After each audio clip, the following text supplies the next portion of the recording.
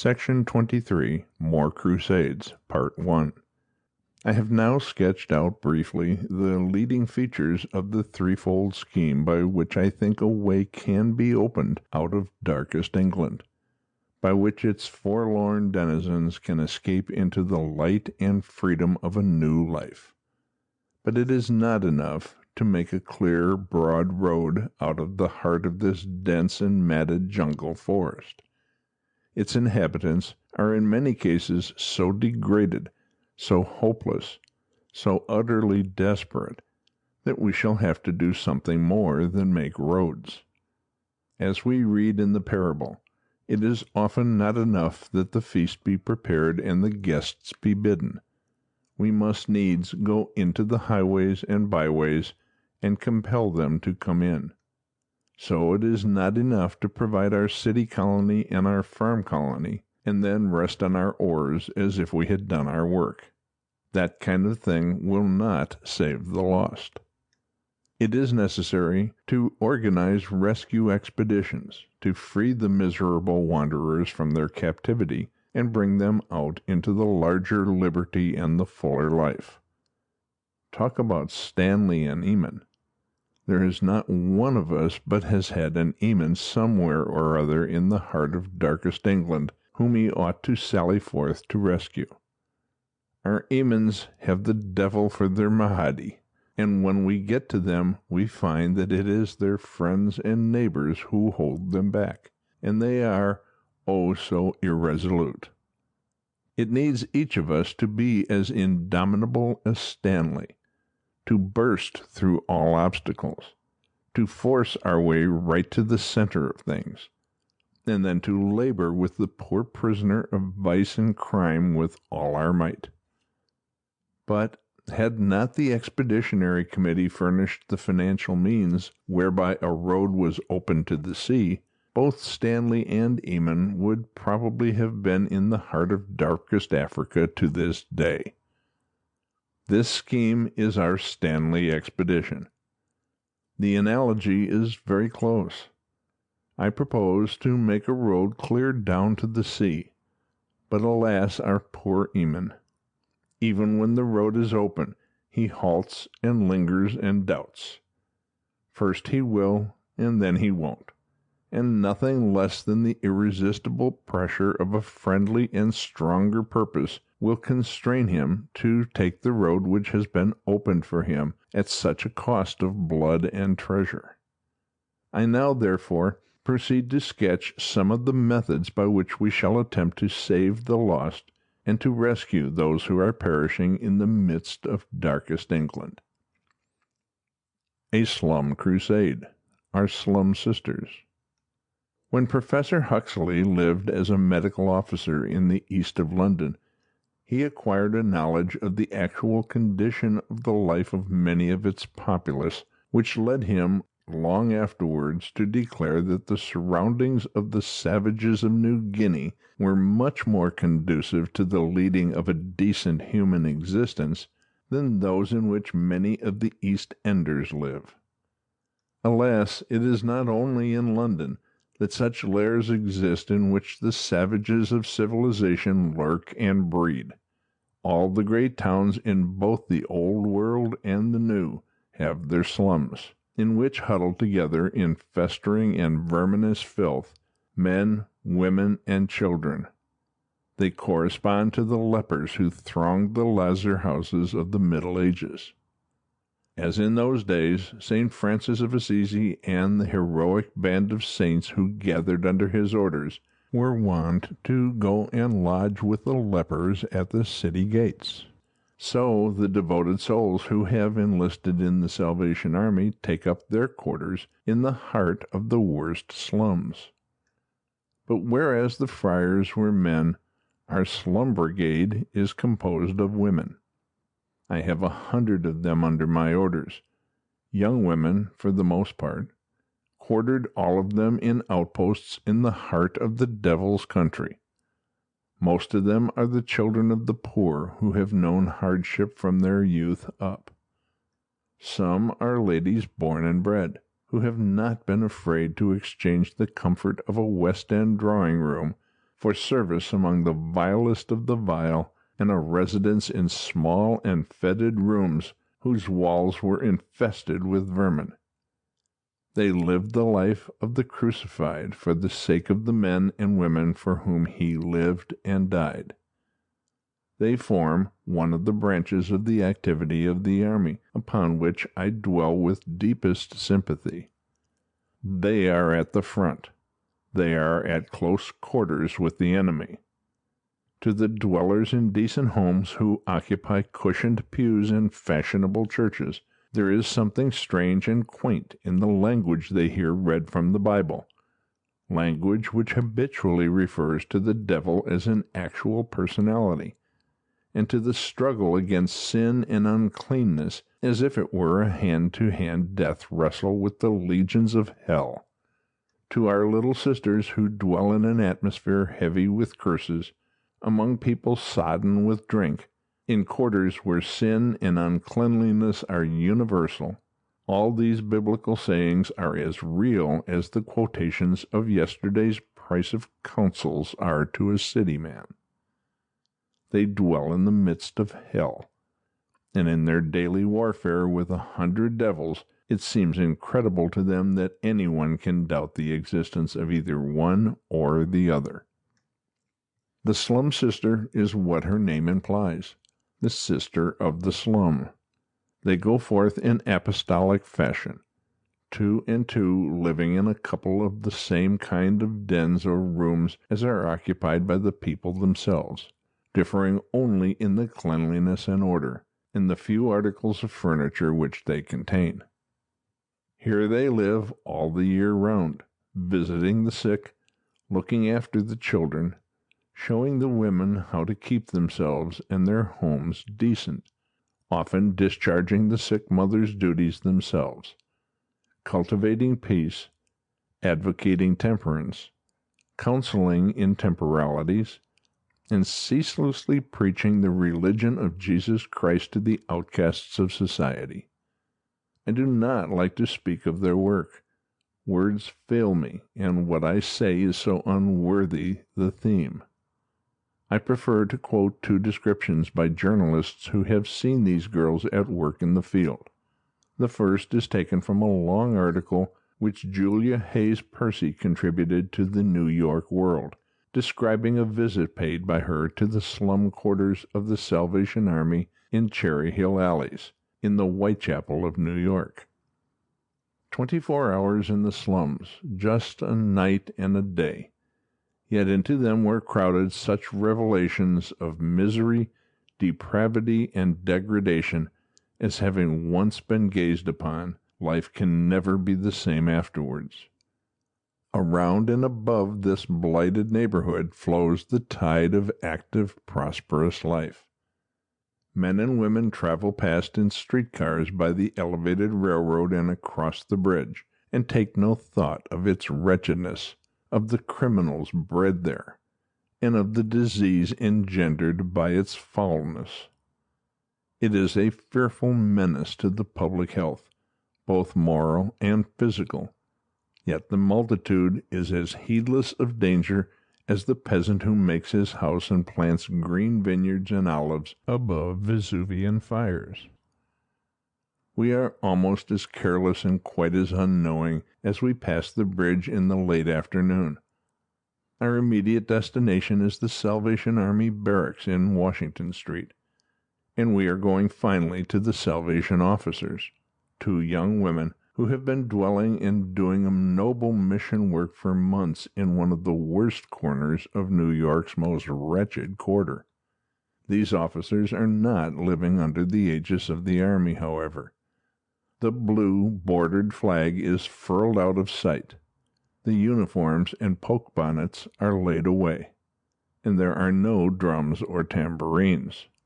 The banner over them is love of their fellow creatures, among whom they dwell upon an equal plane of poverty, wearing no better clothes than the rest, eating coarse and scanty food, and sleeping upon hard cots or upon the floor. Their lives are consecrated to God's service among the poor of the earth. One is a woman in the early prime of vigorous life, the other a girl of 18. The elder of these devoted women is awaiting us at the barracks to be our guide to slumdom. She is tall, slender, and clad in a coarse brown gown, mended with patches. A big gingham apron, artistically rent in several places, is tied about her waist. She wears an old plaid woolen shawl and an ancient brown straw hat. Her dress indicates extreme poverty. Her face denotes perfect peace. "This is M," says Mrs. Bellington Booth, and after this introduction we sally forth. More and more wretched grows the district as we penetrate further. M pauses before a dirty, broken, smoke-dimmed window, through which in a dingy room are seen a party of roughs, dark-looking men, drinking and squabbling at a table. They are our neighbors in the front. We enter the hallway and proceed to the rear room. It is tiny, but clean and warm. A fire burns on the little cracked stove, which stands up bravely on 3 legs, with a brick eking out its support at the 4th corner. A tin lamp stands on the table, 6 chairs, one of which has arms, but must have renounced its rockers long ago, and a packing box, upon which we deposit our shawls, constitute the furniture. Opening from this is a small dark bedroom, with 1 cot made up and another folded against the wall.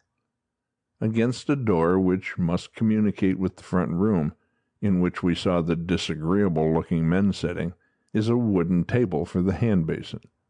A small trunk and a barrel of clothing complete the inventory. M's sister in the slum work gives us a sweet, shy welcome. She is a Swedish girl, with fair complexion and crisp, bright hair peculiar to the Scandinavian blonde type. Her head reminds me of a grenza that hangs in the Louvre, with its low knot of rippling hair which fluffs out from her brow and frames a dear little face with soft, childish outlines, a nez retroussé, a tiny mouth like a crushed pink rose, and wistful blue eyes. This girl has been a Salvationist for 2 years. During that time she has learned to speak, read, and write English, while she has constantly labored among the poor and wretched. The house where we find ourselves was formerly notorious as one of the worst in the Cherry Hill district. It has been the scene of some memorable crimes, and among them that of the Chinaman who slew his Irish wife, after the manner of Jack the Ripper, on the staircase leading to the 2nd floor. A notable change has taken place in the tenement since Mattie and M have lived there, and their gentle influence is making itself felt in the neighboring houses as well. It is nearly 8 o'clock when we sally forth. Each of us carries a handful of printed slips bearing a text of Scripture and a few words of warning to lead the better life. These furnish an excuse for entering places where otherwise we could not go, explains M. After arranging a rendezvous, we separate. Mattie and Liz go off in one direction, and M and I in another. From this our progress seems like a descent into Tartarus. M pauses before a miserable-looking saloon, pushes open the low, swinging door, and we go in. It is a low-ceilinged room, dingy with dirt, dim with the smoke, nauseating with the fumes of sour beer and vile liquor. A sloppy bar extends along one side, and opposite is a long table, with indescribable viands littered over it, interspersed with empty glasses, battered hats, and cigar stumps. A motley crowd of men and women jostle in the narrow space. M speaks to the soberest looking of the lot. He listens to her words. Others crowd about. Many accept the slips we offer, and gradually, as the throng separates to make way, we gain the further end of the apartment. M's serious, sweet, saint-like face I follow like a star. All sense of fear slips from me, and a great pity fills my soul as I look upon the various types of wretchedness. As the night wears on, the whole apartment seems to wake up. Every house is alight. The narrow sidewalks and filthy streets are full of people. Miserable little children with sin-stamped faces dart about like rats. Little ones who ought to be in their cribs shift for themselves, and sleep on cellar doors and areas, and under carts. A few vendors are abroad with their wares, but the most of the traffic going on is of a different description. Along Water Street are women conspicuously dressed in gaudy colors. Their heavily painted faces are bloated or pinched. They shiver in the raw night air. Liz speaks to one who replies that she would like to talk, but dare not, and as she says this, an old hag comes to the door and cries, "Get along! Don't hinder her work!" During the evening, a man to whom M has been talking has told her, "You ought to join the Salvation Army. They are the only good women who bother us down here. I don't want to lead that sort of life, but I must go where it is light and warm and clean after working all day, and there isn't any place but this to come to," exclaimed the man. "You will appreciate the plea tomorrow when you see how the people live," M says, as we turn our steps towards the tenement room, which seems like an oasis of peace and purity after the howling desert we have been wandering in. M and Mattie brew some oatmeal gruel, and being chilled and faint, we enjoy a cup of it. Liz and I share a cot in the outer room. We are just going to sleep when agonized cries ring out through the night. Then the tones of a woman's voice pleading pitifully reach our ears. We are unable to distinguish her words, but the sound is heart-rending. It comes from one of those dreadful Water Street houses, and we all feel that a tragedy is taking place. There is a sound of crashing blows, and then silence. It is customary in the slums to leave the house door open perpetually, which is convenient for tramps who creep into the hallways to sleep at night, thereby saving the few pence it costs to occupy a spot in the cheap lodging houses. Em and Matt keep the corridor without their room beautifully clean, and so it has become an especial favorite stamping ground for these vagrants. We were told this when Mattie locked and bolted the door and then tied the keys and the door handle together, so we understand why there are shuffling steps along the corridor, bumping against the panels of the door, and heavily breathing without during the long hours of the night. All day Em and Matt have been toiling among their neighbors, and the night before last they sat up with a dying woman. They are worn out and sleep heavily. Liz and I lay awake and wait for the coming of the morning. We are too oppressed by what we have seen and heard to talk. In the morning, Liz and I peep over into the rear houses where we heard those dreadful shrieks in the night. There is no sign of life, but we discover enough filth to breed diphtheria and typhoid throughout a large section. In the area below our window there are several inches of stagnant water, in which is heaped a mass of old shoes, cabbage heads, garbage, rotten wood, bones, rags and refuse, and a few dead rats. We understand now why Em keeps her room full of disinfectants. She tells us that she dare not make any appeal to the sanitary authorities, either on behalf of their own or any other dwelling, for fear of antagonizing the people, who consider such officials as their natural enemies. The first visit we pay is up a number of eccentric little flights of shaky steps, interspersed with twists of passageway. The floor is full of holes. The stairs have been patched here and there, but look perilous and sway beneath the feet. A low door on the landing is opened by a bundle of rags and filth, out of which issues a woman's voice in husky tones, bidding us enter. She has le grippe. We have to stand very close together, for the room is small and already contains 3 women, a man, a baby, a bedstead, a stove, and indescribable dirt. The atmosphere is rank with impurity. The man is evidently dying. 7 weeks ago he was gripped. He is now in the last stages of pneumonia. M. has tried to induce him to be removed to the hospital, and he gasps out his desire to die in comfort in my own bed. Comfort! The bed is a rack heaped with rags. Sheets, pillowcases, and nightclothes are not in vogue in the slums. A woman lies asleep on the dirty floor with her head under the table.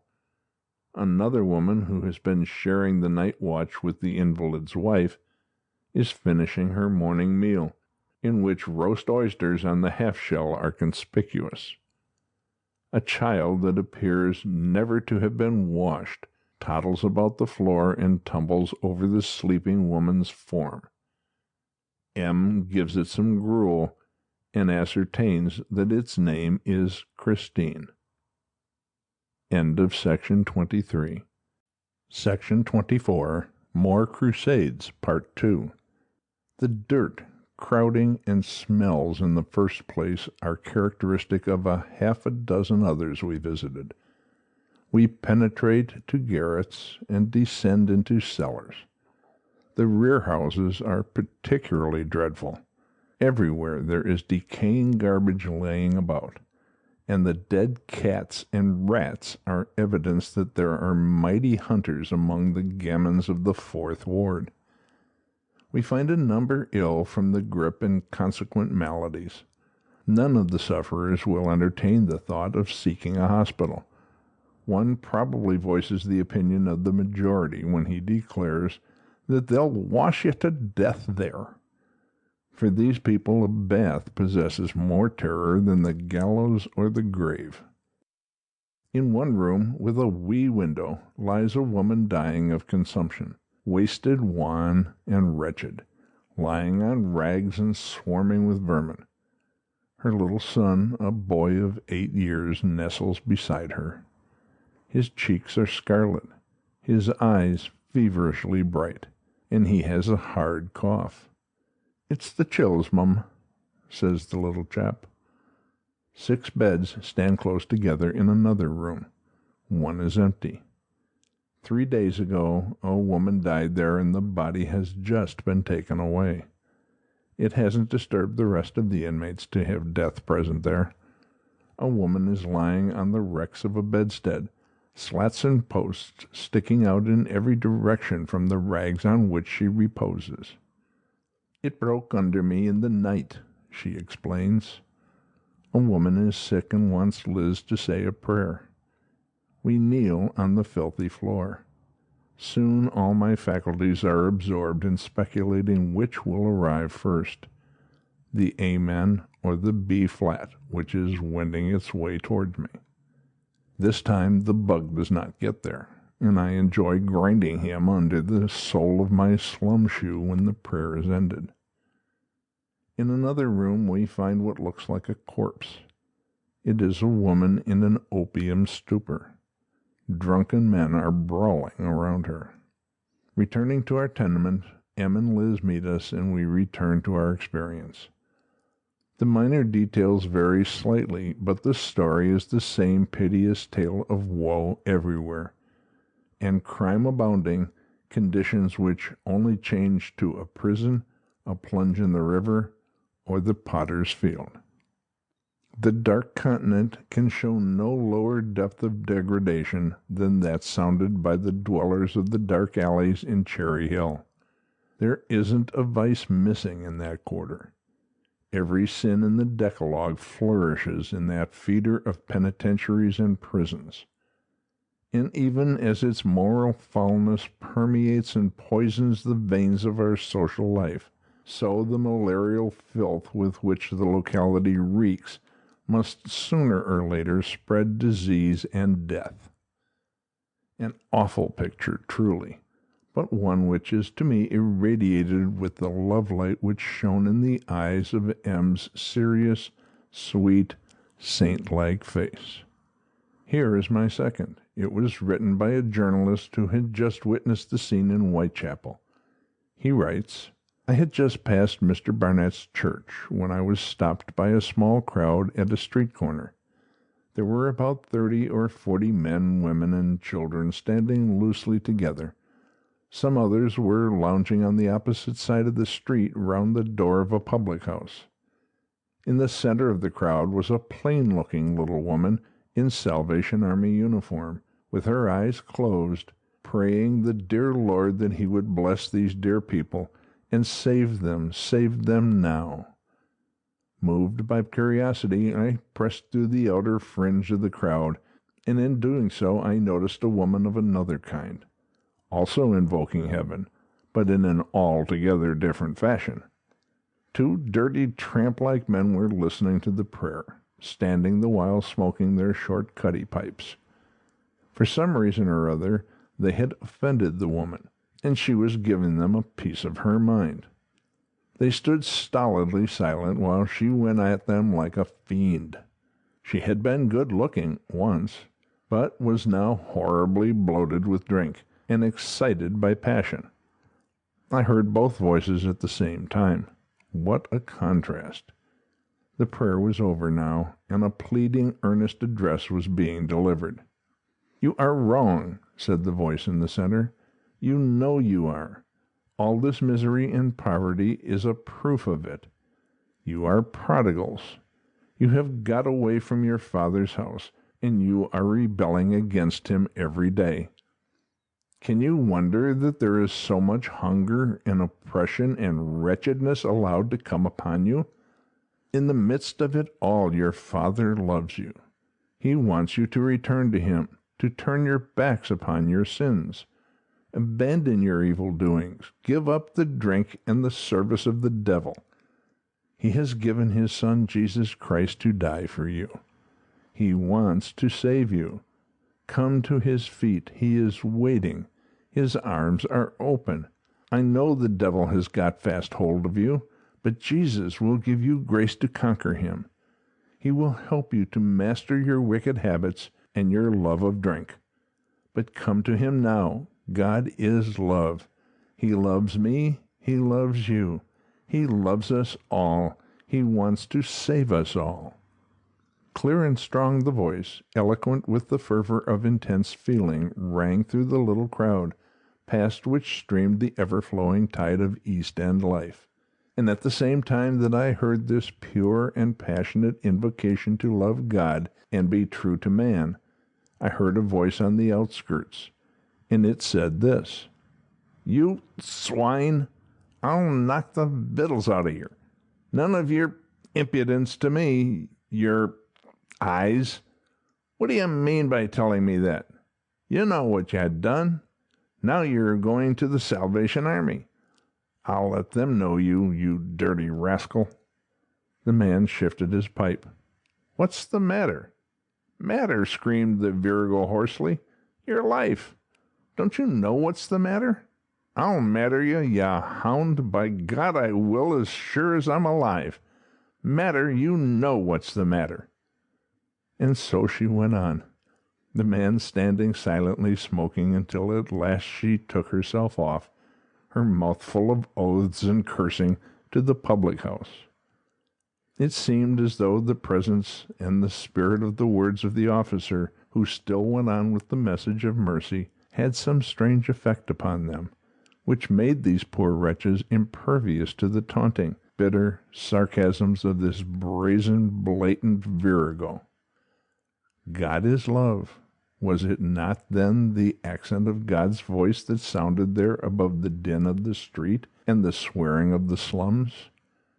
Yea, verily, and that voice ceases not, and will not cease so long as the Slum Sisters fight under the banner of the Salvation Army.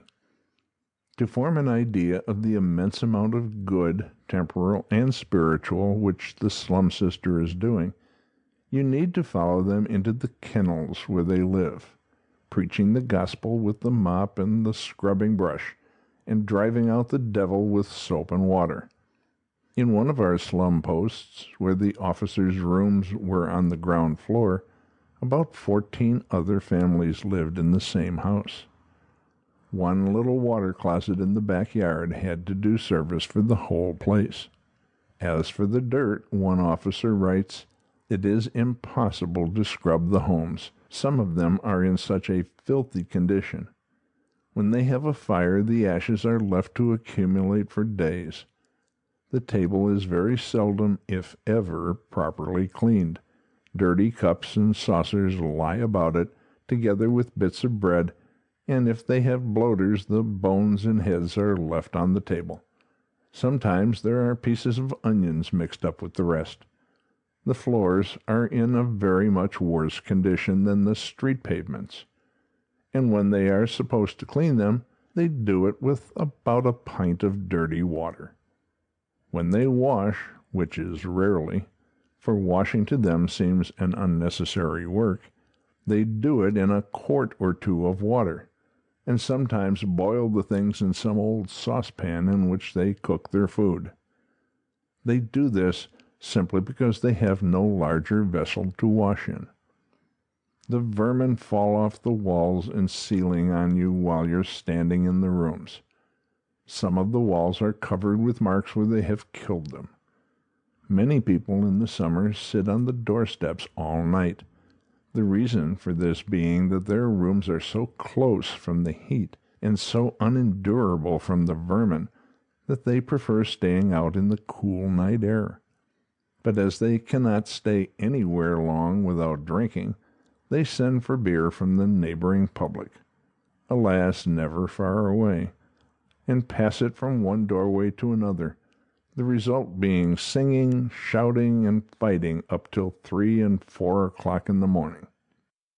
I could fill volumes with stories of the war against vermin, which is part of this campaign in the slums, but the subject is too revolting to those who are often indifferent to the agonies their fellow creatures suffer, so long as their sensitive ears are not shocked by the mention of so painful a subject. Here, for instance, is a sample of the kind of region in which the Slum Sisters spend themselves. In an apparently respectable street near Oxford Street, the officers were visiting one day when they saw a very dark staircase leading into a cellar, and thinking it possible that someone might be there, they attempted to go down, and yet the staircase was so dark they thought it impossible for anyone to be there. However, they tried again and groped their way along in the dark for some time, until at last they found the door and entered the room. At first they could not discern anything because of the darkness, but after they got used to it they saw a filthy room. There was no fire in the grate, but the fireplace was heaped up with ashes, an accumulation of several weeks at least. At one end of the room there was an old sack of rags and bones, partly emptied upon the floor, from which there came a most unpleasant odor. At the other end lay an old man, very ill. The apology for a bed on which he lay was filthy, and had neither sheets nor blankets. His covering consisted of old rags. His poor wife, who attended on him, appeared to be a stranger to soap and water. These Slum Sisters nursed the old people, and on one occasion undertook to do their washing, and they brought it home to their copper for this purpose. But it was so infested with vermin that they did not know how to wash it. Their landlady, who happened to see them, forbade them ever to bring such stuff there any more. The old man, when well enough, worked at his trade, which was tailoring. They had 2 shillings and 6 pence per week from the parish. Here is a report from the headquarters of our slum brigade as to the work which the Slum Sisters have done. It is almost 4 years since the slum work started in London. The principal work done by our first officers was that of visiting the sick, cleansing the homes of the slummers, and of feeding the hungry. The following are a few of the cases of those who have gained temporally as well as spiritually through our work. Mrs. W. of Haggerston Slum, heavy drinker, wrecked home, husband a drunkard, place dirty and filthy, terribly poor. Saved now over 2 years. Home A1. Plenty of employment at cane chair bottoming. Husband now saved also. Mrs. R., Drury Lane Slum. Husband and wife, drunkards. Husband very lazy, only worked when starved into it. We found them both out of work, home furnitureless, in debt. She got saved, and our lasses prayed for him to get work. He did so and went to it. He fell out again a few weeks after and beat his wife. She sought employment at charring and office cleaning, got it, and has been regularly at work since. He too got work. He is now a teetotaler. The home is very comfortable now, and they are putting money in the bank. A.M. in the Dials was a great drunkard, thriftless, did not go to the trouble of seeking work. Was in a slum meeting, heard the captain speak on Seek First the Kingdom of God, called out and said, "Do you mean that if I ask God for work, he will give it me?" Of course, she said, yes. He was converted that night, found work, and is now employed in the gasworks, Old Kent Road. Jimmy is a soldier in the Barrow Slum, was starving when he got converted through being out of work. Through joining the army, he was turned out of his home. He found work, and now owns a coffee stall in Billingsgate Market and is doing well. Sergeant R. of Marylebone Slum. Used to drink, lived in a wretched place in the famous Charles Street. Had work at 2 places, at one of which he got 5 shillings a week, and the other 10 shillings, when he got saved. This was starvation wages, on which to keep himself, his wife, and 4 children. At the 10 shillings a week work, he had to deliver drink for a spirit merchant. Feeling condemned over it, he gave it up and was out of work for weeks. The brokers were put in, but the Lord rescued him just in time. The 5 shillings a week employer took him afterwards at 18 shillings, and he is now earning 22 shillings, and has left the ground floor slum tenement for a better house. H. Nine Elm Slum was saved on Easter Monday, out of work several weeks before, is a laborer, seems very earnest, in terrible distress. We allow his wife 2 shillings 6 a week for cleaning the hall, to help them. In addition to that, she gets another 2 shillings 6 for nursing, and on that, husband, wife, and a couple of children pay the rent of 2 shillings a week and drag out an existence.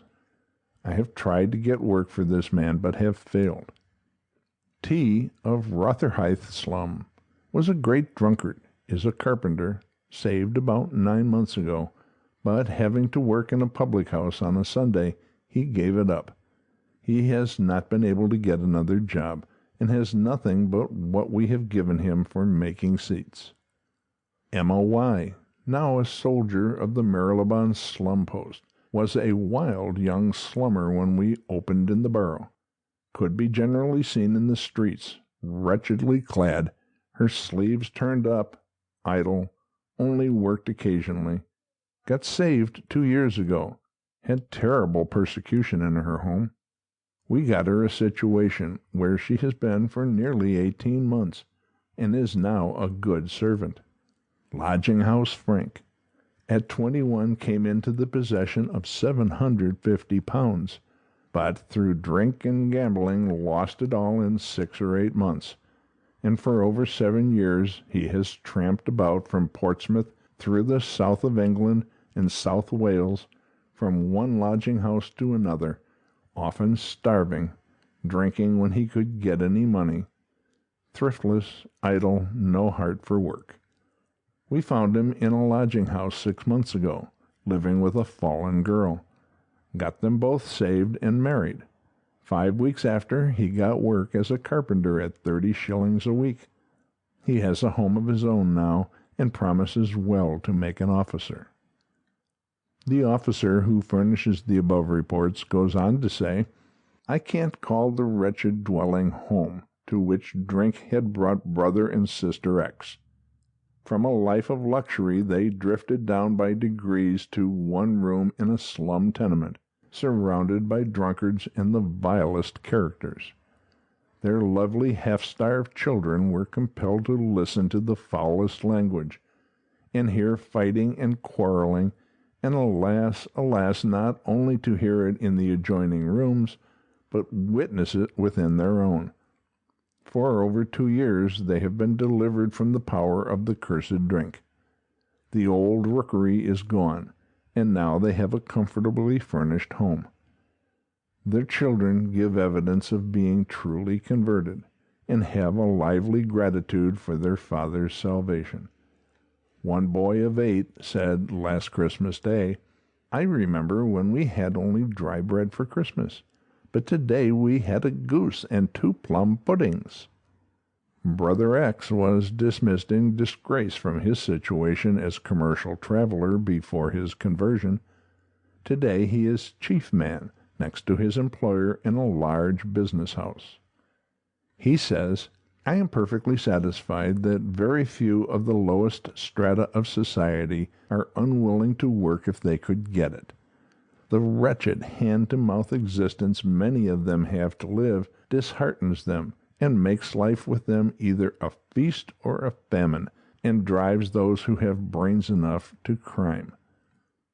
The results of our work in the slums may be put down as, first, a marked improvement in the cleanliness of the homes and children, disappearance of vermin, and a considerable lessening of drunkenness.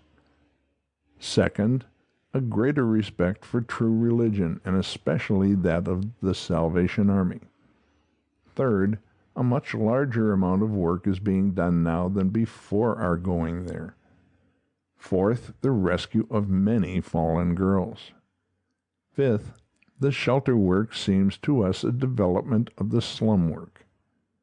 In connection with our scheme, we propose to immediately increase the number of these slum sisters, and to add to their usefulness by directly connecting their operations with the colony, enabling them thereby to help the poor people to conditions of life more favorable to health, morals, and religion. This would be accomplished by getting some of them employment in the city, which must necessarily result in better homes and surroundings, or in the opening up for others of a straight course from the slums to the farm colony. End of section 24. Section 25. The Traveling Hospital. Of course, there is only one real remedy for this state of things, and that is to take the people away from the wretched hovels in which they sicken, suffer, and die, with less comfort and consideration than the cattle in the stalls and sties of many a country squire. And this is certainly our ultimate ambition. But for the present distress, something might be done on the lines of district nursing, which is only in very imperfect operation. I have been thinking that if a little van, drawn by a pony, could be fitted up with what is ordinarily required by the sick and dying, and trot around amongst these abodes of desolation with a couple of nurses trained for the business, it might be of immense service without being very costly. They could have a few simple instruments so as to draw a tooth or lance an abscess, and what was absolutely requisite for simple surgical operations, a little oil stove for hot water to prepare a poultice, or a hot foment, or a soap wash, and a number of other necessaries for nursing could be carried with ease. The need for this will only be appreciated by those who know how utterly bereft of all the comforts and conveniences for attending to the smallest matters in sickness which prevails in these abodes of wretchedness. It may be suggested, why don't the people, when they are ill, go to the hospital? To which we simply reply that they won't. They cling to their own bits of rooms and to the companionship of the members of their own families, brutal as they often are, and would rather stay and suffer and die in the midst of all the filth and squalor that surrounds them in their own dens, than go to the big house, which, to them, looks very like a prison. The sufferings of the wretched occupants of the slums that we have been describing, when sick and unable to help themselves, makes the organization of some system of nursing them in their own homes a Christian duty. Here are a handful of cases, gleaned almost at random from the reports of our slum sisters, which will show the value of the agency above described. Many of those who are sick have often only one room, and often several children. The officers come across many cases where, with no one to look after them, they have to lie for hours without food or nourishment of any kind. Sometimes the neighbors will take them in a cup of tea. It is really a mystery how they live. A poor woman in Drury Lane was paralyzed. She had no one to attend to her. She lay on the floor on a stuffed sack and an old piece of cloth to cover her. Although it was winter, she very seldom had any fire. She had no garments to wear, and but very little to eat. Another poor woman, who was very ill, was allowed a little money by her daughter to pay her rent and get her food. But very frequently she had not the strength to light a fire or to get herself food. She was parted from her husband because of his cruelty. Often she lay for hours without a soul to visit or help her. Adjutant McClellan found a man lying on a straw mattress in a very bad condition. The room was filthy. The smell made the officer feel ill. The man had been lying for days without having anything done for him. A cup of water was by his side. The officers vomited from the terrible smells of this place. Frequently sick people are found who need the continual application of hot poultices, but who are left with a cold one for hours. In Marylebone, the officers visited a poor old woman who was very ill. She lived in an underground back kitchen with hardly a ray of light and never a ray of sunshine. Her bed was made up on some egg boxes. She had no one to look after her, except a drunken daughter, who very often, when drunk, used to knock the poor old woman about very badly. The officers frequently found that she had not eaten any food up to 12 o'clock, not even a cup of tea to drink. The only furniture in the room was a small table, an old fender, and a box. The vermin seemed to be innumerable. A poor woman was taken very ill, but having a small family, she felt she must get up and wash them. While she was washing the baby, she fell down and was unable to move. Fortunately, a neighbor came in soon after to ask some question and saw her lying there. She at once ran and fetched another neighbor. Thinking the poor woman was dead, they got her into bed and sent for a doctor. He said she was in consumption and required quiet and nourishment. This the poor woman could not get on account of her children. She got up a few hours afterwards. As she was going downstairs, she fell down again. The neighbor picked her up and put her back to bed, where for a long time she lay thoroughly prostrated. The officers took her case in hand, fed and nursed her, cleaned her room, and generally looked after her. In another dark slum, The officers found a poor old woman in an underground back kitchen. She was suffering with some complaint. When they knocked at the door, she was terrified for fear it was the landlord. The room was in a most filthy condition, never having been cleaned.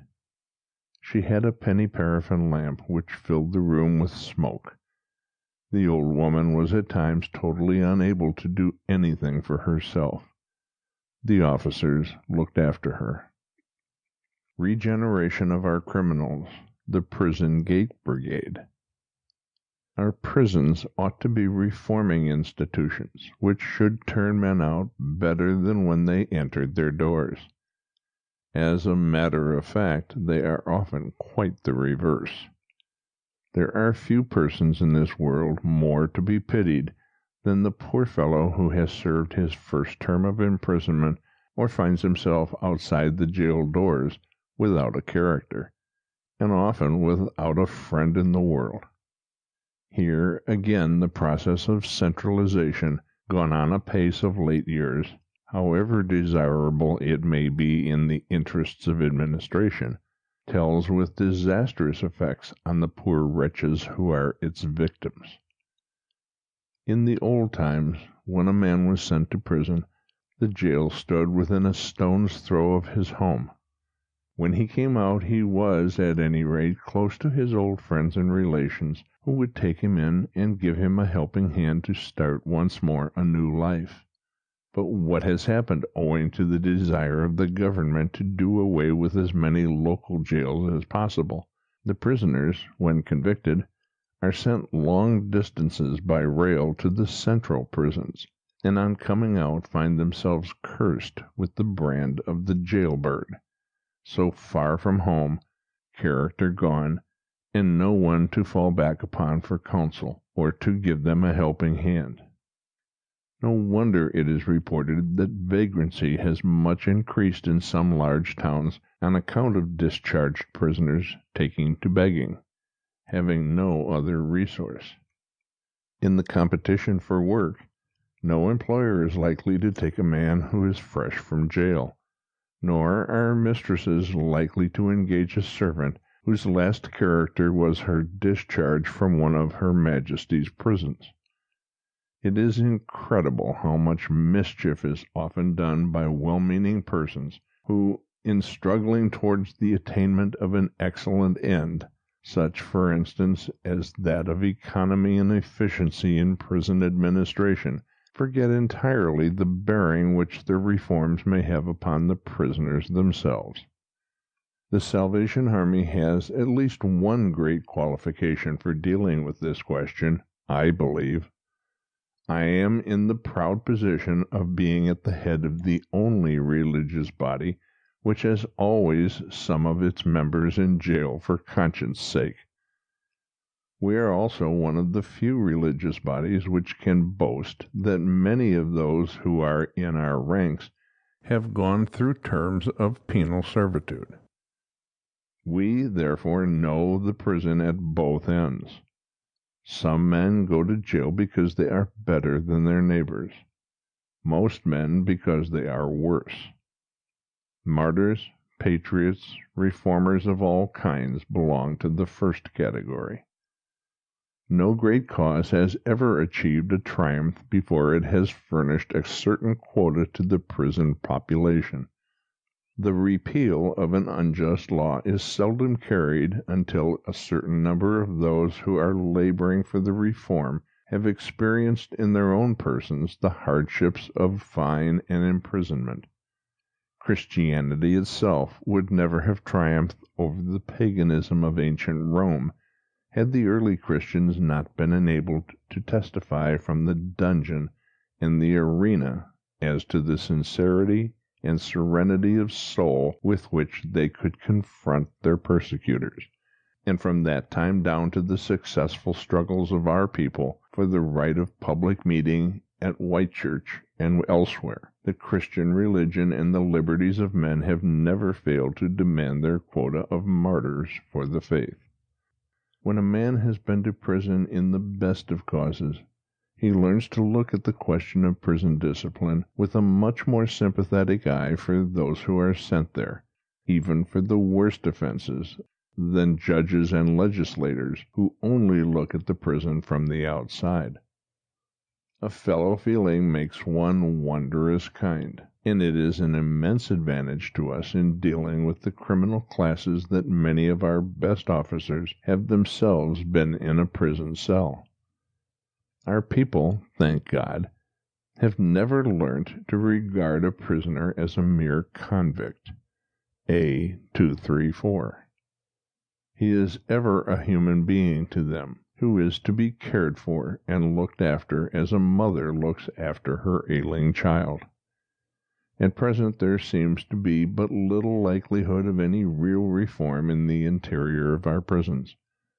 We have therefore to wait until the men come outside in order to see what can be done. Our work begins when that of the prison authorities ceases.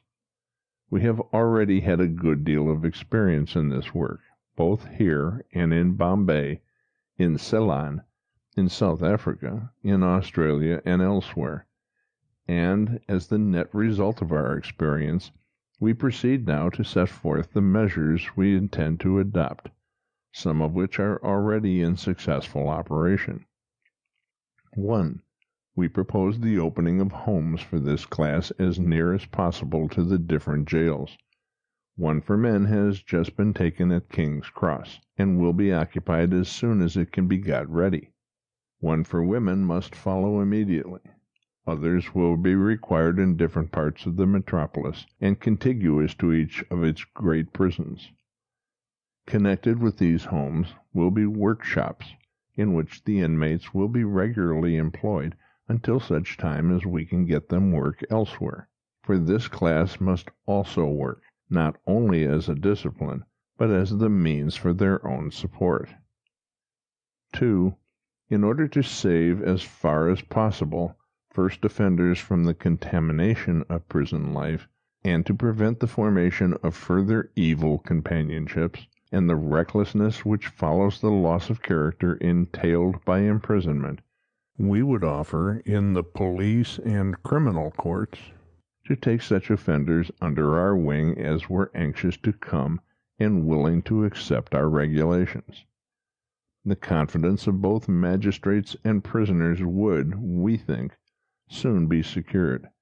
The friends of the latter would be mostly on our side, and the probability, therefore, is that we should soon have a large number of cases placed under our care on what is known as suspended sentence, to be brought up for judgment when called upon, the record of each sentence to be wiped out on report being favorable of their conduct in the Salvation Army Home.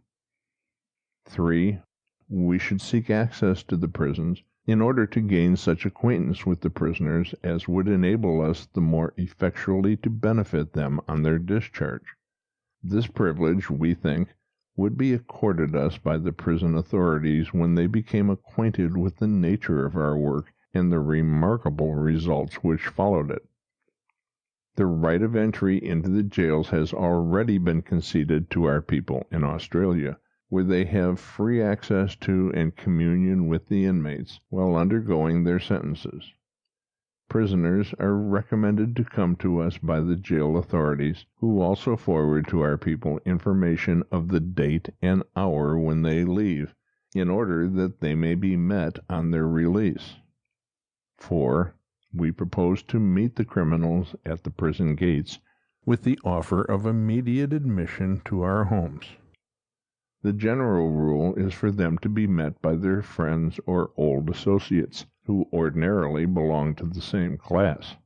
Anyway, it would be an exception to the rule were they not all alike believers in the comforting and cheering power of the intoxicating cup. Hence the public house is invariably adjourned to, where plans for further crime are often decided upon straight away, resulting frequently, before many weeks are past, in the return of the liberated convict to the confinement from which he has just escaped. Having been accustomed during confinement to the implicit submission of themselves to the will of another, The newly discharged prisoner is easily influenced by whoever first gets hold of him. Now, we propose to be beforehand with these old companions by taking the jailbird under our wing and setting before him an open door of hope the moment he crosses the threshold of the prison, assuring him that if he is willing to work and comply with our discipline, he never need know want any more. 5. We shall seek from the authorities the privilege of supervising and reporting upon those who are discharged with tickets of leave, so as to free them from the humiliating and harassing duty of having to report themselves at the police stations. 6. We shall find suitable employment for each individual. If not in possession of some useful trade or calling, we will teach him one. 7. After a certain length of residence in these homes, if consistent evidence is given of a sincere purpose to live an honest life, he will be transferred to the farm colony, unless, in the meanwhile, friends or old employers take him off our hands, or some other form of occupation is obtained, in which case he will still be the object of watchful care. We shall offer to all the ultimate possibility of being restored to society in this country, or transferred to commence life afresh in another. With respect to results, we can speak very positively, for although our operations up to the present, except for a short time some 3 years ago, have been limited and unassisted by the important accessories above described, yet the success that has attended them has been most remarkable. The following are a few instances which might be multiplied. J.W. was met at prison gate by the captain of the home and offered help. He declined to come at once, as he had friends in Scotland who he thought would help him, but if they failed he promised to come. It was his first conviction, and he had 6 months for robbing his employer. His trade was that of a baker. In a few days he presented himself at the home, and was received. In the course of a few weeks he professed conversion, and gave every evidence of the change. For 4 months he was cook and baker in the kitchen, and at last a situation as second hand was offered for him with the story ends there. J.S., Sergeant Major of the Congress Hall Corps. That is 3 years ago. He is there today, saved and satisfactory, a thoroughly useful and respectable man. J.P. was an old offender. He was met at Millbank on the expiration of his last term, 5 years, and brought to the home where he worked at his trade, a tailor. Eventually he got a situation and has since married. He has now a good home, the confidence of his neighbors, is well saved, and a soldier of the Hackney Corps. C.M., old offender and penal servitude case. Was induced to come to the home, got saved, was there for a long period, offered for the work and went into the field, was lieutenant for 2 years, and eventually married. He is now a respectable mechanic and soldier of the Corps in Derbyshire. J.W. was manager in a large West End millinery establishment. He was sent out with 2 10-pound packages of silver to change. On his way he met a companion and was induced to take a drink.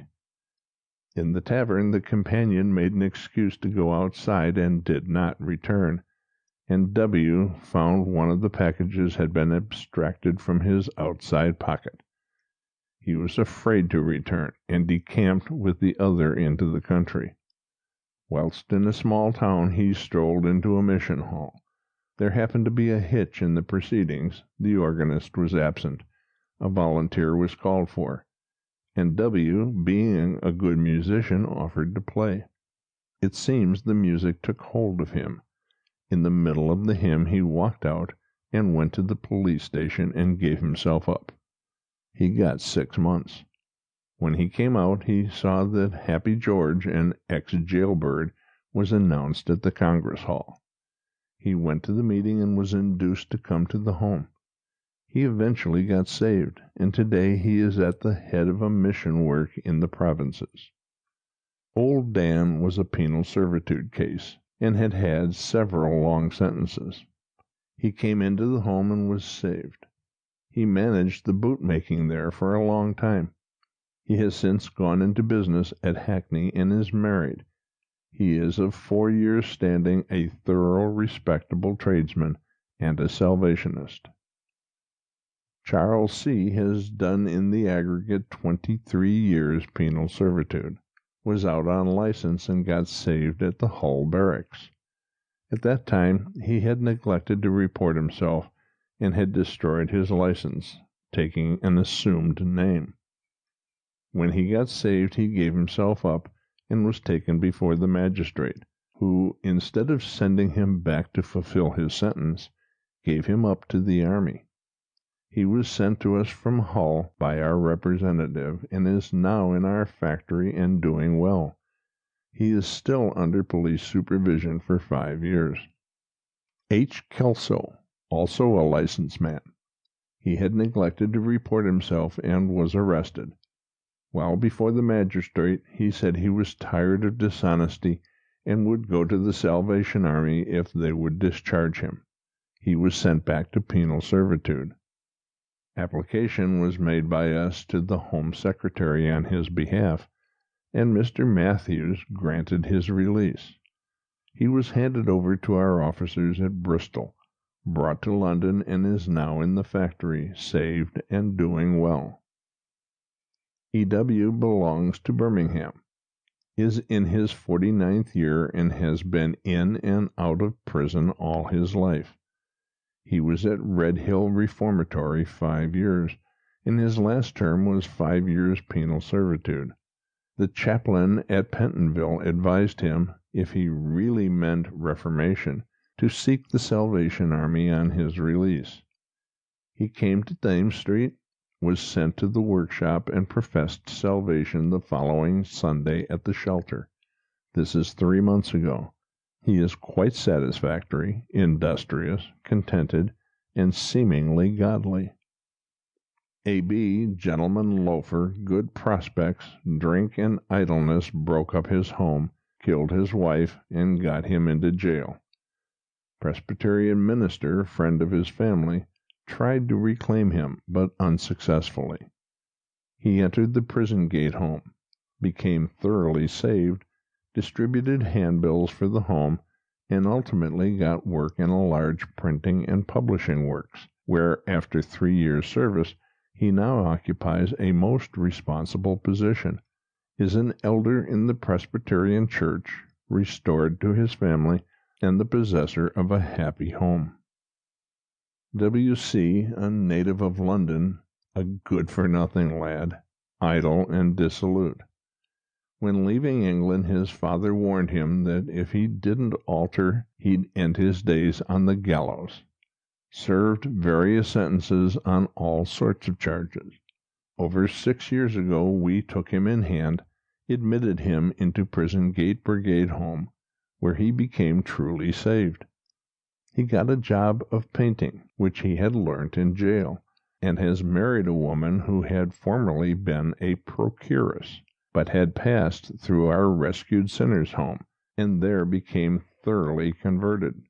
Together they have braved the storms of life, both working diligently for their living. They have now a happy little home of their own, and are doing very well. F.X., the son of a government officer, a drunkard, gambler, forger, and all-around blackguard, served numerous sentences for forgery. On his last discharge was admitted into Prison Gate Brigade Home, where he stayed about 5 months and became truly saved. Although his health was completely shattered from the effects of his sinful life, he steadfastly resisted all temptations to drink and kept true to God. Through advertising in the war cry, he found his lost son and daughter who are delighted with the wonderful change in their father. They have become regular attendants at our meetings in the Temperance Hall. He now keeps a coffee stall, is doing well, and properly saved. G.A., 72, spent 23 years in jail, last sentenced 2 years for burglary. Was a drunkard, gambler, and swearer. Met on his discharge by the Prison Gate Brigade, admitted into home where he remained 4 months, and became truly saved. He is living a consistent, godly life and is in employment. C.D., aged 64, opium smoker, gambler, blackguard, separated from wife and family, and eventually landed in jail, was met on his discharge and admitted into Prison Gate Brigade Home, was saved, and is now restored to his wife and family and giving satisfaction in his employment. S.T. was an idle, loafing, thieving, swearing, disreputable young man, who lived, when out of jail, with the low prostitutes of Little Bourke Street, was taken in hand by our Prison Gate Brigade officers, who got him saved, then found him work. After a few months he expressed a desire to work for God, and although a cripple and having to use a crutch, such was his earnestness that he was accepted and has done good service as an army officer. His testimony is good and his life consistent. He is indeed a marvel of divine grace. M.J., a young man holding a high position in England, got into a fast set. Thought a change to the colonies would be to his advantage. Started for Australia with £200 odd, of which he spent a good portion on board ship in drink. Soon dissipated the balance on landing, and woke up one morning to find himself in jail with delirium tremens on him. No money, his luggage lost, and without a friend on the whole continent. On his discharge he entered our Prison Gate Home, became converted, and is now occupying a responsible position in a colonial bank. B.C., a man of good birth, education, and position, drank himself out of home and friends and into jail, on leaving which he came to our home, was saved, exhibiting by an earnest and truly consistent life the depth of his conversion, being made instrumental while with us in the salvation of many who, like himself, had come to utter destitution and crime through drink. He is now in a first-class situation, getting £300 a year, wife and family restored, the possessor of a happy home, and the love of God shed abroad in it. I do not produce these samples, which are but a few taken at random from the many, for the purpose of boasting. The power which has wrought these miracles is not in me, nor in my officers. It is power which comes down from above. But I think I may fairly point to these cases, in which our instrumentality has been blessed, to the plucking of these brands from the burning, as affording some justification for the plea to be enabled to go on with this work on a much more extended scale. If any other organization, religious or secular, can show similar trophies as the result of such limited operations as ours have hitherto been among the criminal population, I am willing to give place to them. All that I want is to have the work done. End of section 25. Section 26. Effectual deliverance for the drunkard. The number, misery, and hopeless condition of the slaves of strong drink, of both sexes, have been already dealt with at considerable length. We have seen that there are in Great Britain 1,000,000 of men and women, or thereabouts, completely under the domination of this cruel appetite. The utter helplessness of society to deal with the drunkard has been proved again and again, and confessed on all hands by those who have had experience on the subject. As we have before said, the general feeling of all those who have tried their hands at this kind of business is one of despair. They think the present race of drunkards must be left to perish, that every species of effort having proved vain, the energies expended in the endeavor to rescue the parents will be laid out to greater advantages upon the children. There is a great deal of truth in all this. Our own efforts have been successful in a very remarkable degree. Some of the bravest, most devoted and successful workers in our ranks are men and women who were once the most abject slaves of the intoxicating cup. Instances of this have been given already. We might multiply them by thousands. Still, when compared with the ghastly array which the drunken army presents today, those rescued are comparatively few. The great reason for this is the simple fact that the vast majority of those addicted to the cup are its veritable slaves. No amount of reasoning, or earthly or religious considerations, can have any effect upon a man who is so completely under the mastery of this passion that he cannot break away from it, although he sees the most terrible consequences staring him in the face. The drunkard promises and vows, but promises and vows in vain. Occasionally he will put forth frantic efforts to deliver himself, but only to fall again in the presence of the opportunity. The insatiable crave controls him. He cannot get away from it. It compels him to drink, whether he will or not, and unless delivered by an almighty hand, he will drink himself into the drunkard's grave, and a drunkard's hell. Our annals teem with successful records effected from the ranks of the drunken army.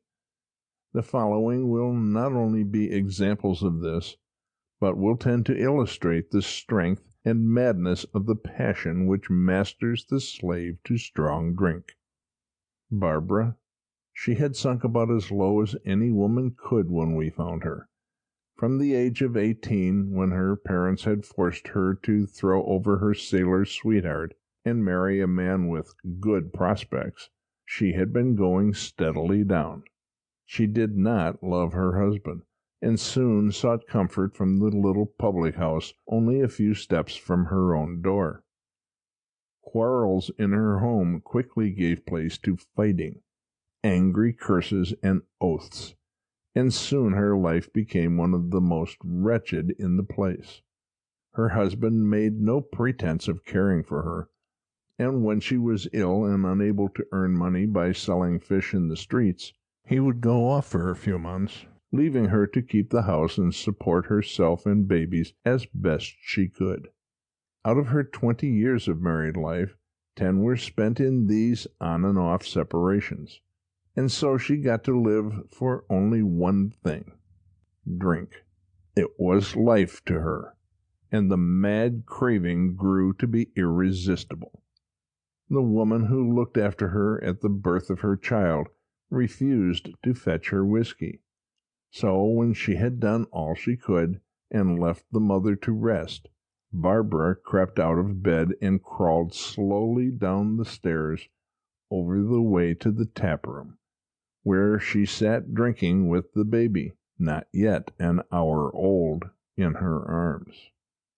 So things went on until her life got so unbearable that she determined to have done with it. Taking her 2 eldest children with her, she went down to the bay, and deliberately threw them both into the water, jumping in herself after them. "Oh, mither, mither, dinna droon me," wailed her little 3-year-old Sarah. But she was determined and held them under the water, till, seeing a boat put out to the rescue, she knew that she was discovered. Too late to do it now, she thought, and holding both children, swam quickly back to the shore. A made-up story about having fallen into the water satisfied the boatman, and Barbara returned home dripping and baffled. But little Sarah did not recover from the shock, and after a few weeks her short life ended, and she was laid in the cemetery. Yet another time, goaded to desperation, she tried to take her life by hanging herself. But a neighbor came in and cut her down unconscious, but still living. She became a terror to all the neighborhood, and her name was the byword for daring and desperate actions. But our open-air meetings attracted her. She came to the barracks, got saved, and was delivered from her love of drink and sin. From being a dread, her home became a sort of house of refuge in the little low street where she lived. Other wives, as unhappy as herself, would come in for advice and help. Anyone knew that Barbie was changed, and loved to do all she could for her neighbors. A few months ago she came up to the captain's in great distress over a woman who lived just opposite. She had been cruelly kicked and cursed by her husband, who had finally bolted the door against her, and she had turned to Barbie as the only hope. And of course Barbie took her in, with her rough and ready kindness got her to bed, kept out the other women who crowded round to sympathize and declaim against the husband's brutality, was both nurse and doctor for the poor woman till her child was born and laid in the mother's arms. And then, to Barbie's distress, she could do no more, for the woman, not daring to be absent longer, got up as best she could, and crawled on hands and knees down the little steep steps, across the street and back to her own door. "But, Barbie," exclaimed the captain, horrified, "you should have nursed her and kept her until she was strong enough." But Barbie answered by reminding the captain of John's fearful temper, and how it might cost the woman her life to be absent from her home more than a couple of hours. The second is the case of Maggie. She had a home, but seldom was sober enough to reach it at nights. She would fall down on the doorsteps until found by some passer-by or a policeman. In one of her mad freaks, a boon companion happened to offend her. He was a little hunchback and a fellow drunkard. But without a moment's hesitation, Maggie seized him and pushed him head foremost down the old-fashioned wide sewer of the Scotch town. Had not someone seen his heels kicking out and rescued him, he would surely have been suffocated. One winter's night Maggie had been drinking heavily, fighting too, as usual, and she staggered only as far on her way home as the narrow chain pier. Here she stumbled and fell, and lay along on the snow, the blood oozing from her cuts, and her hair spread out in a tangled mass. At 5 in the morning, some factory girls, crossing the bridge to their work, came upon her, lying stiff and stark amidst the snow and darkness. To rouse her from her drunken sleep was hard, but to raise her from the ground was still harder. The matted hair and blood had frozen fast to the earth, and Maggie was a prisoner. After trying to free her in different ways, and receiving as a reward volleys of abuse and bad language, one of the girls ran for a kettle of boiling water, and by pouring it all around her, they succeeded by degrees in melting her onto her feet again. But she came to our barracks, and got soundly converted, and the captain was rewarded for nights and days of toil by seeing her a saved and sober woman. All went right till a friend asked her to his house to drink his health and that of his newly married wife.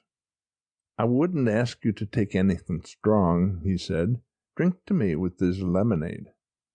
And Maggie, not suspecting, drank, and as she drank, tasted in the glass her old enemy, whiskey. The man laughed at her dismay, But a friend rushed off to tell the captain, "I may be in time. She has not really gone back." And the captain ran to the house, tying her bonnet strings as she ran. "It's no good. Keep away. I don't want to see her, Captain," wailed Maggie. "Let me have some more. Oh, I'm on fire inside." But the captain was firm, and taking her to her home, she locked herself in with the woman and sat with the key in her pocket, while Maggie, half mad with craving, paced the floor like a caged animal, threatening and entreating by terms. "Never while I live," was all the answer she could get, so she turned to the door and busied herself there a moment or two. A clinking noise. The captain started up to see the door open and Maggie rush through it. Accustomed to stealing and all its dodges, she had taken the lock off the door and was away to the nearest public-house. Down the stairs, captain after her, into the gin palace.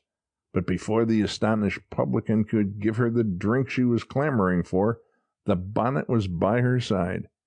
"If you dare to serve her, I'll break the glass before it reaches her lips. She shall not have any." And so Maggie was coaxed away, and shielded till the passion was over and she was herself again. But the man who gave her the whiskey durst not leave his house for weeks. The roughs got to know of the trap he had laid for her, and would have lynched him could they have got hold of him. The third is the case of Rose. Rose was ruined, deserted, and left to the streets when only a girl of 13, by a once well-to-do man, who is now, we believe, closing his days in a workhouse in the north of England. Fatherless, motherless, and you might almost say friendless, Rose trod the broad way to destruction, with all its misery and shame, for 12 long years. Her wild, passionate nature, writhing under the wrong suffered, sought forgetfulness in the intoxicating cup, and she soon became a notorious drunkard. 74 times during her career she was dragged before the magistrates, and 74 times, with one exception, she was punished. But the 74th time she was as far off reformation as ever. The one exception happened on the Queen's Jubilee Day. On seeing her well-known face again before him, the magistrate inquired, "How many times has this woman been here before?" The police superintendent answered 50 times. The magistrate remarked in somewhat grim humor, "Then this is her jubilee." And moved by the coincidence, he let her go free. So Rose spent her jubilee out of prison. It is a wonder that the dreadful, drunken, reckless, dissipated life she lived did not hurry her to an early grave. It did affect her reason, and for 3 weeks she was locked up in Lancaster Lunatic Asylum, having really gone mad through drink and sin. In evidence of her reckless nature, it is said that after her second imprisonment, she vowed she would never again walk to the police station.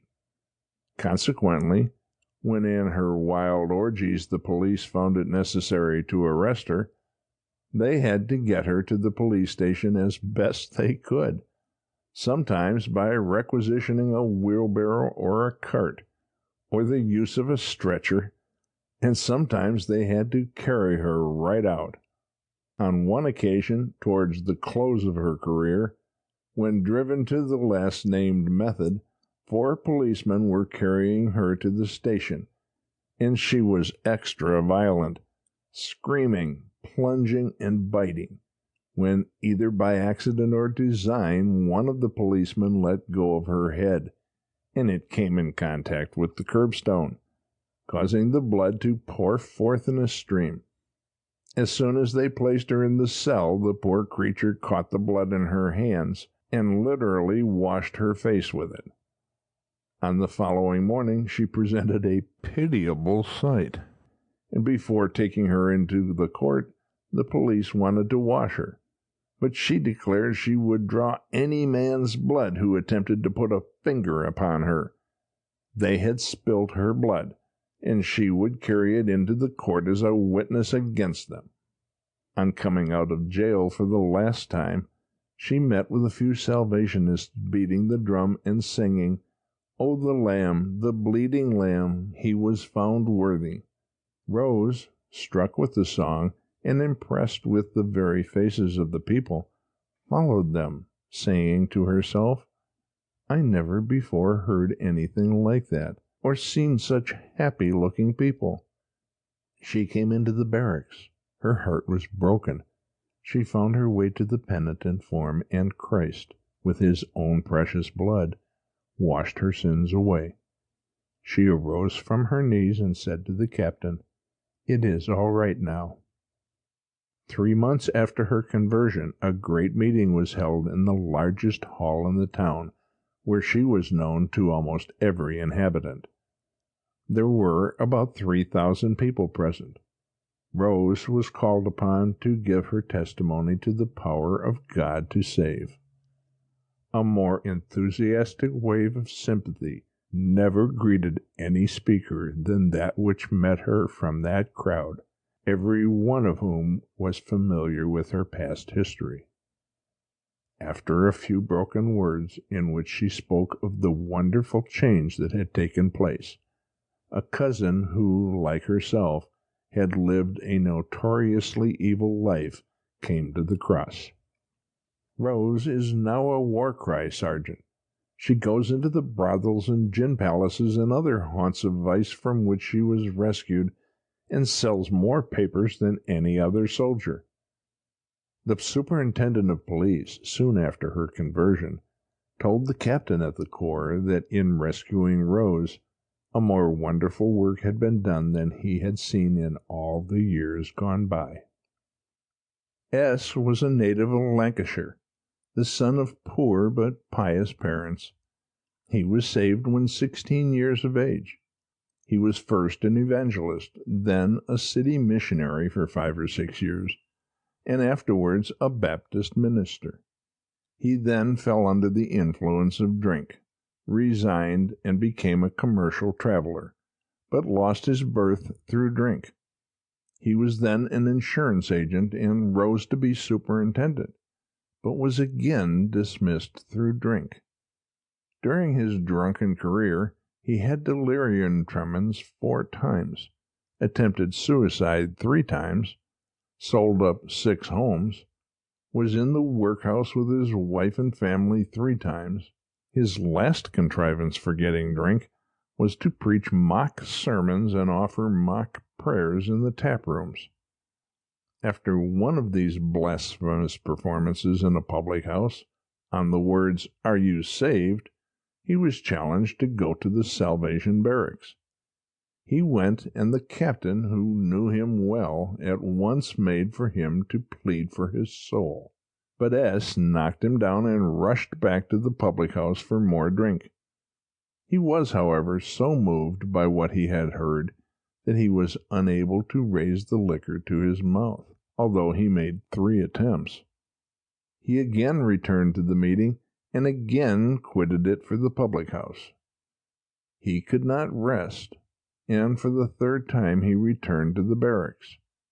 As he entered the last time, the soldiers were singing, "Depth of mercy, can there be mercy still reserved for me? Can my God his wrath forbear, me the chief of sinners spare?" This song impressed him still further. He wept and remained in the barracks under deep conviction until midnight. He was drunk all the next day, vainly trying to drown his convictions. The captain visited him at night, but was quickly thrust out of the house. He was there again next morning, and prayed and talked with S. for nearly 2 hours. Poor S. was in despair. He persisted that there was no mercy for him.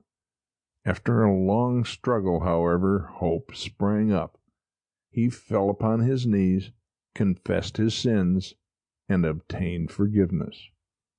When this happened, his furniture consisted of a soap-box for a table and starch boxes for chairs. His wife, himself, and 3 children had not slept in a bed for 3 years.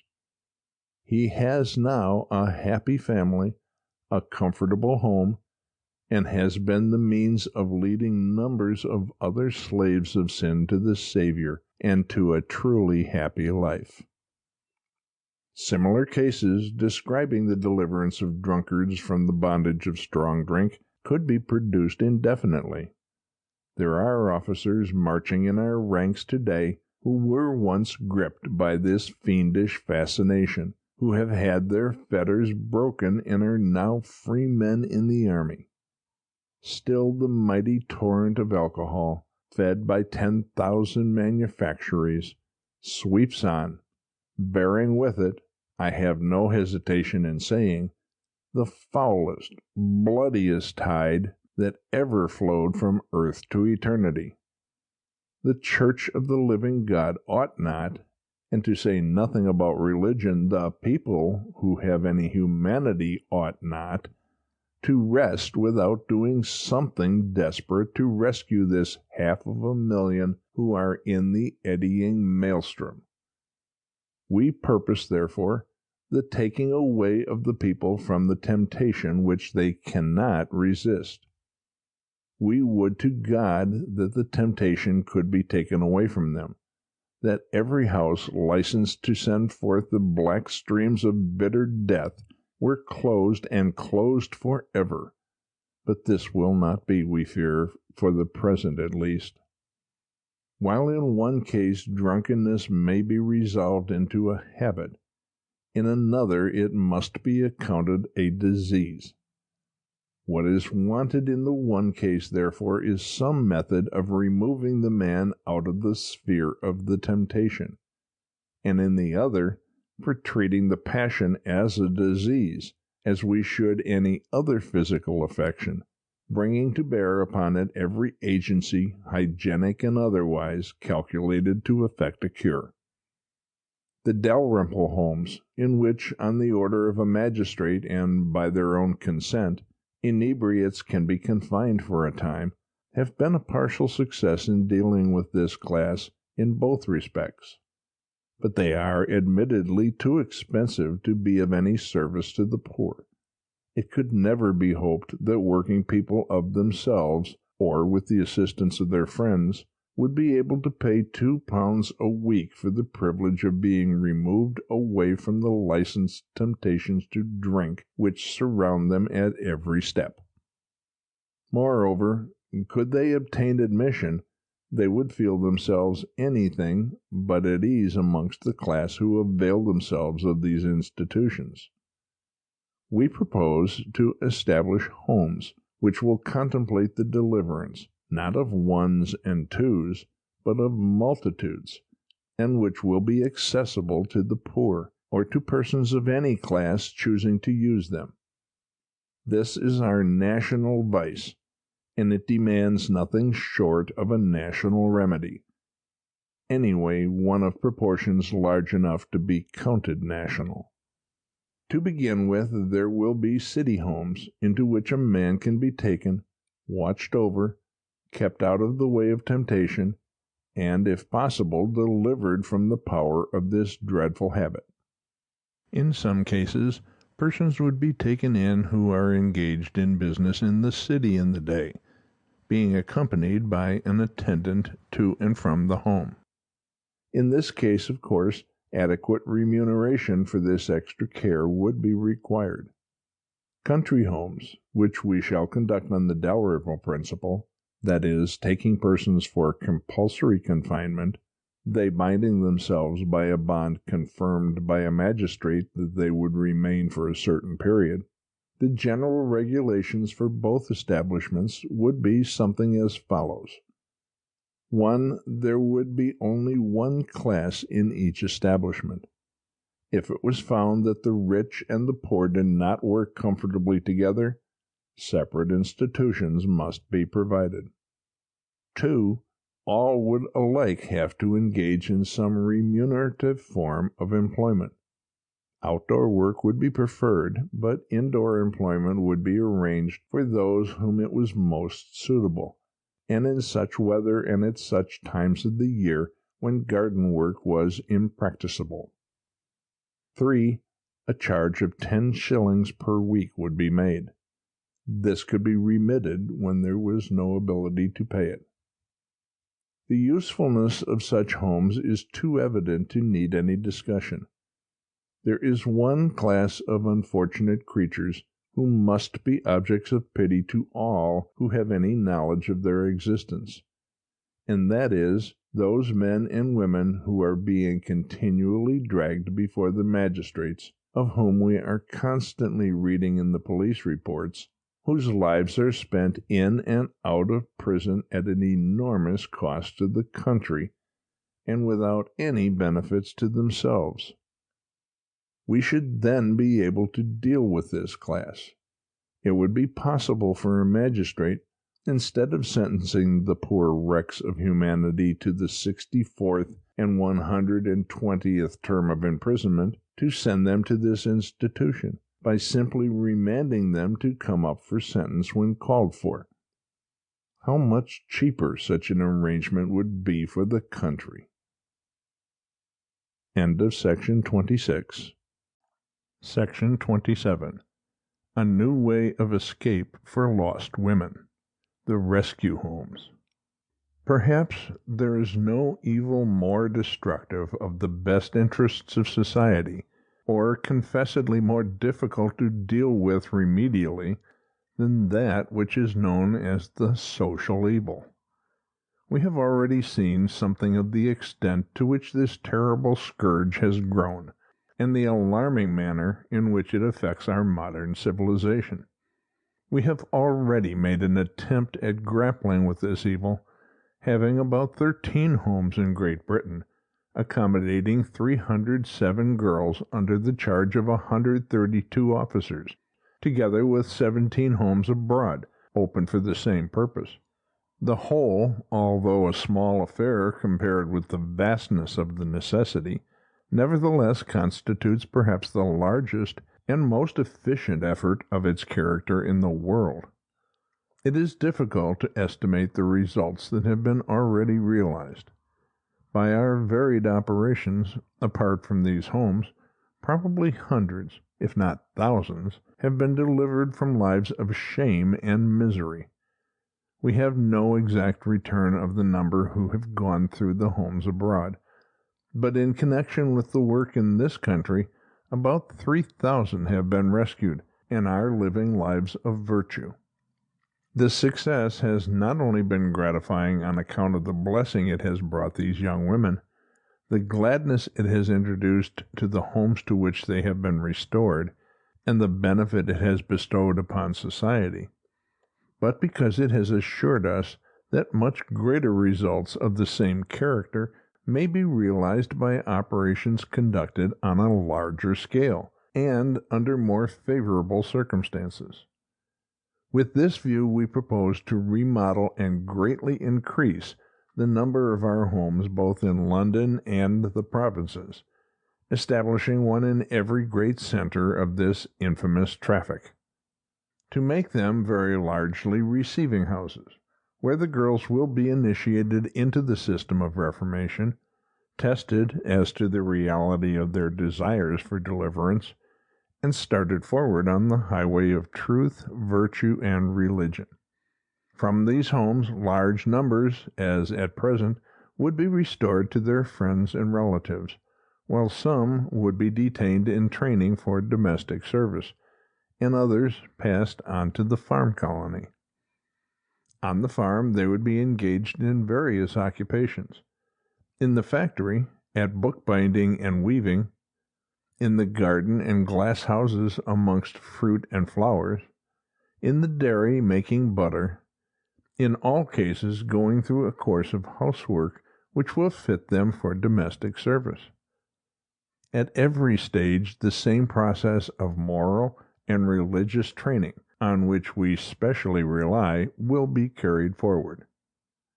There would probably be a considerable amount of intermarriage amongst the colonists, and in this way a number of these girls would be absorbed into society.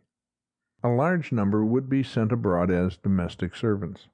In Canada, the girls are taken out of the rescue homes as servants, with no other reference than is gained by a few weeks' residence there, and are paid as much as £3 a month wages. The scarcity of domestic servants in the Australian colonies, western states of America, Africa, and elsewhere is well known, and we have no doubt that on all hands our girls with 12 months' character will be welcomed, the question of outfit and passage money being easily arranged for by the persons requiring their services advancing the amount, with an understanding that it is to be deducted out of their first earnings. Then we have the colony oversea, which will require the service of a large number. Very few families will go out who will not be very glad to take a young woman with them, not as a menial servant, but as a companion and friend. By this method we should be able to carry out rescue work on a much larger scale. At present, two difficulties very largely block our way. One is the costliness of the work. The expense of rescuing a girl on the present plan cannot be much less than £7. That is, if we include the cost of those with whom we fail, and on whom the money is largely thrown away. £7 is certainly not a very large sum for the measure of benefit bestowed upon the girl by bringing her off the streets, and that which is bestowed on society by removing her from her evil course. Still, when the work runs into thousands of individuals, the amount required becomes considerable. On the plan proposed, we calculate that from the date of their reaching the farm colony, they will earn nearly all that is required for their support. The next difficulty which hinders our expansion in this department is the want of suitable and permanent situations. Although we have been marvelously successful so far, having at this hour probably 1,200 girls in domestic service alone, still the difficulty in this respect is great.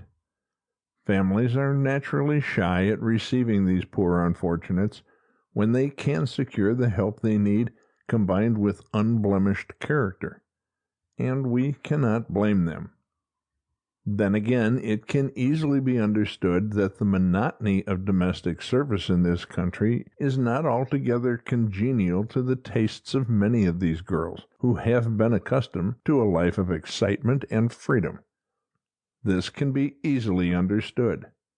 To be shut up 7 days a week with little or no intercourse, either with friends or with the outside world, beyond that which comes of the weekly church service or night out with nowhere to go, as many of them are tied off from the Salvation Army meetings, becomes very monotonous, and in hours of depression it is not to be wondered at if a few break down in their resolutions and fall back into their old ways. On the plan we propose there is something to cheer these girls forward. Life on the farm will be attractive. From there they can go to a new country and begin the world afresh, with the possibility of being married and having a little home of their own some day. With such prospects, we think, they will be much more likely to fight their way through seasons of darkness and temptation than as at present. The plan will also make the task of rescuing the girls much more agreeable to the officers engaged in it. They will have this future to dwell upon as an encouragement to persevere with the girls, and will be spared one element at least in the regret they experience when a girl falls back into old habits, namely, that she earned the principal part of the money that has been expended upon her. That girls can be rescued and blessedly saved even now, despite all their surroundings, we have many remarkable proofs. Of these take one or two as examples. J.W. was brought by our officers from a neighborhood which has, by reason of the atrocities perpetrated in it, obtained an unenviable renown, even among similar districts of equally bad character. She was only 19, a country girl. She had begun the struggle for life early as a worker in a large laundry, and at 13 years of age was led away by an inhuman brute. The first false step taken, her course on the downward road was rapid, and growing restless and anxious for more scope than that afforded in a country town, she came up to London. For some time she lived the life of extravagance and show, known to many of this class for a short time. Having plenty of money, fine clothes, and luxurious surroundings, until the terrible disease seized her poor body, and she soon found herself deserted, homeless, and friendless, an outcast of society. When we found her, she was hard and impenitent, difficult to reach even with the hand of love. But love won, and since that time she has been in 2 or 3 situations, a consistent soldier of an army corps, and a champion war-cry seller. A ticket of leave woman. A.B. was the child of respectable working people, Roman Catholics, but was early left an orphan. She fell in with bad companions and became addicted to drink, going from bad to worse until drunkenness, robbery, and harlotry brought her to the lowest depths. She passed 7 years in prison, and after the last offense was discharged with 7 years' police supervision. Failing to report herself, she was brought before the bench. The magistrate inquired whether she had ever had a chance in a home of any kind. "She is too old. No one will take her," was the reply. But a detective present, knowing a little about the Salvation Army, stepped forward and explained to the magistrate that he did not think the Salvation Army refused any who applied. She was formally handed over to us in a deplorable condition, her clothing the scantiest and dirtiest. For over 3 years she has given evidence of a genuine reformation, during which time she has industriously earned her own living. A wild woman. In visiting a slum in a town in the north of England, our officers entered a hole, unfit to be called a human habitation, more like the den of some wild animal, almost the only furniture of which was a filthy iron bedstead, a wooden box to serve for table and chair, while an old tin did duty as a dust-bin. The inhabitant of this wretched den was a poor woman, who fled into the darkest corner of the place as our officer entered. This poor wretch was the victim of a brutal man, who never allowed her to venture outside the door, keeping her alive by the scantiest allowance of food. Her only clothing consisted of a sack tied round her body. Her feet were bare, her hair matted and foul, presenting on the whole such an object as one could scarcely imagine living in a civilized country. She had left a respectable home, forsaken her husband and family, and sunk so low that the man who then claimed her boasted to the officer that he had bettered her condition by taking her off the streets. We took the poor creature away, washed and clothed her, and changed in heart and life, she is one more added to the number of those who rise up to bless the Salvation Army workers. End of section 27.